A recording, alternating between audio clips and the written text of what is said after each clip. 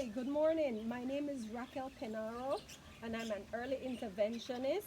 I'm going to be sharing with you some thoughts, ideas, and strategies that I have found to work when working with children with special needs as an early interventionist. I'm going to be focusing mainly on the area of speech and communication. One thing before I address some of the strategies I'm going to give, I want to talk about that wait and approach strategy. I personally don't recommend the wait and see approach, where you think that your child might have some sort of delay, and you wait and see if something is going to happen, or if the child is going to eventually communicate, or in most cases to see if the child is going to speak.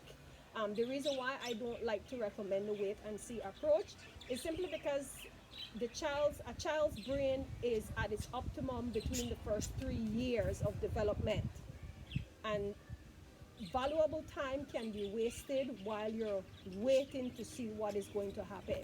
Now, if it turns out that the child does not have autism while you're waiting for an official diagnosis, and the child might simply have some sort of language delay, whatever strategies I'm going to share with you right now won't actually create a negative effect. It will actually be beneficial. So even while you're waiting for an official diagnosis, there are things you can do. All right. So let me share some of those strategies with you now. One of the first ones I want to talk about is it is important that the child faces you while you are speaking. This is important, one, for joint attention.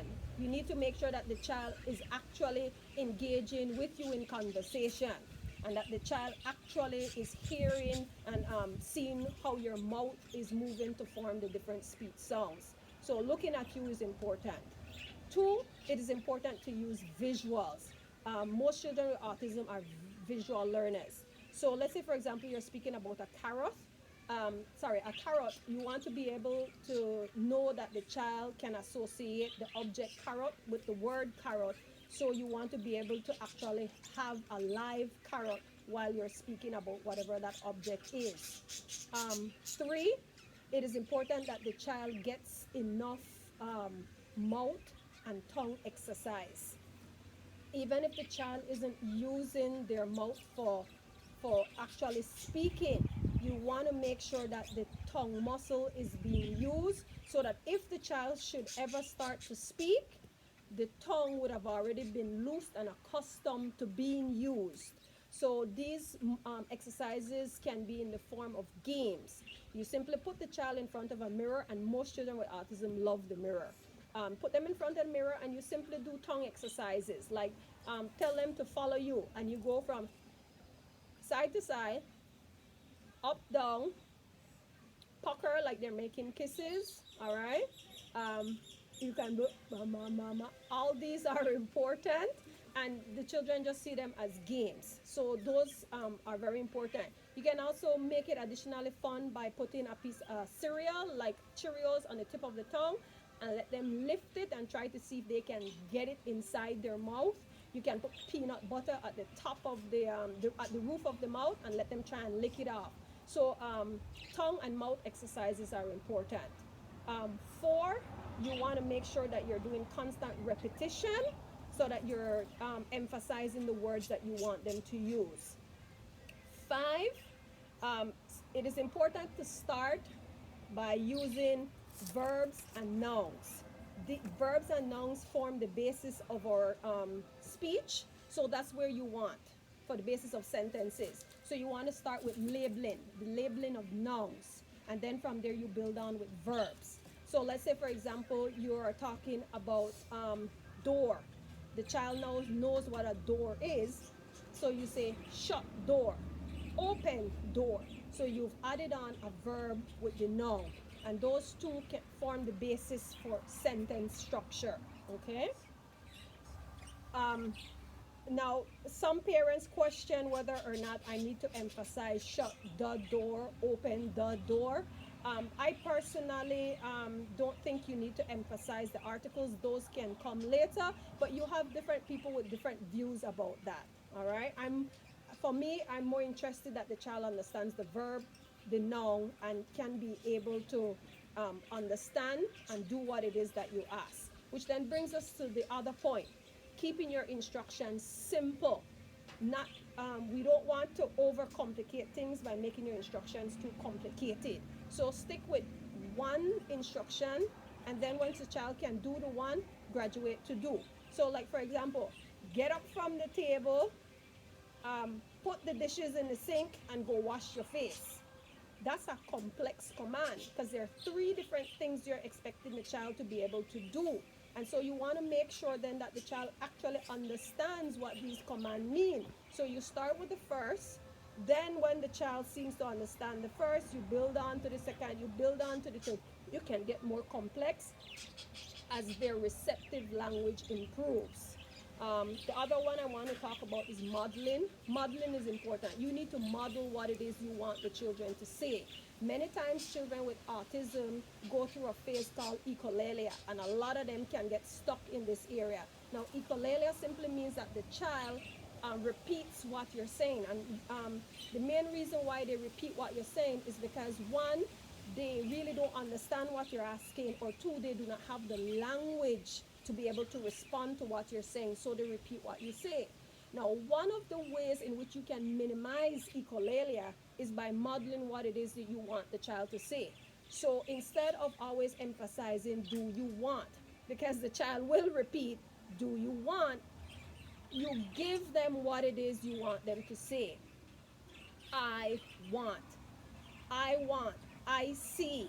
I need. Those are called carrier phrases, and those actually help to jumpstart the sentence process. All right. Another way is you want to make sure that you do a lot of nursery rhymes. Nursery rhymes are very important. Finger play. Those are essential because they help students to get not only a visual but a tactile, being tactilely involved in what they are saying. And nursery rhymes have that repetition and that intonation that mimics speech. With this, we then segue into wait time. Wait time is important. You need to make sure that you give your child enough time to process what you are asking and wait for them either to respond verbally or to do what it is that you want them to do. So wait time is important, okay? Now, to combine the nursery rhyme and the wait time and the modeling. So let's say, for example, you're doing row, row, row your boat. You can go row, row, row your, and you make a facial expression like you actually expect the child to say or do something. That is called the wait time. It's anticipation. And the child can usually do something. Now, for some children, they may actually say the word boat. They may simply make a song. Some of them might not even make a song. Some of them will simply look at you.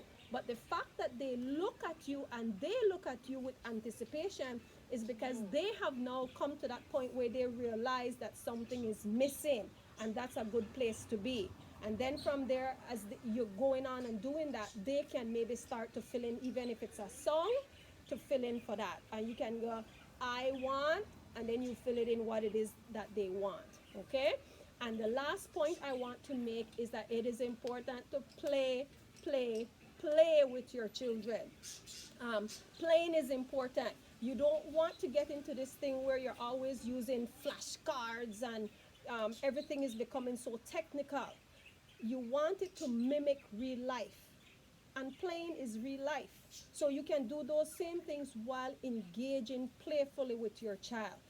If they're watching TV, you watch TV with them and you do what they're doing on the TV and you mimic so that they can imitate you. You just don't set them in front of the TV and leave them, because TV watching is not natural communication. Communication requires two-person engaging in something. TV doesn't require you to engage. It simply requires you to sit there and watch. So watching TV can be detrimental if you're not actually engaging with the child, okay? So those were some of the basic tips I wanted to share with you today. One other thing I wanted to address, though, is that we have a tendency to feel that communication is synonymous with speech, and it is not. Children and people communicate using different forms and in different ways. Speech is just one way in which we communicate. Now, most parents and caregivers, of course, do want their children. The long-term goal is for them to speak, and I can understand and appreciate that.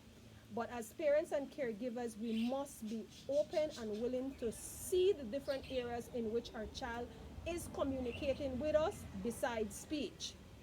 Picture this. Imagine you had something to share with somebody, and you can't speak, but you had a way to communicate to me what you wanted by, let's say, picture system, by using argumentative device or even sign language. But I didn't want to hear what you're saying because I only wanted you to speak. How do you think that would make you feel? Frustrated, angry, unappreciated. And those are some of the things we instill in our children when we keep trying to force speech, and we do not give them an opportunity to show that they can communicate in different ways. Now, if speech is your long-term goal, there is nothing wrong with that. But you must give the child different ways to communicate and work in the speech. So while you're doing the sign for, let's say, for example, bread, or I'm sorry, for some, you want to make sure then that you are doing that sign as well. If you want them to do milk, then you make sure that you have the sign and the word for milk as well. So it's important that we keep these things in mind. All right. Happy Autism Awareness Month and Day.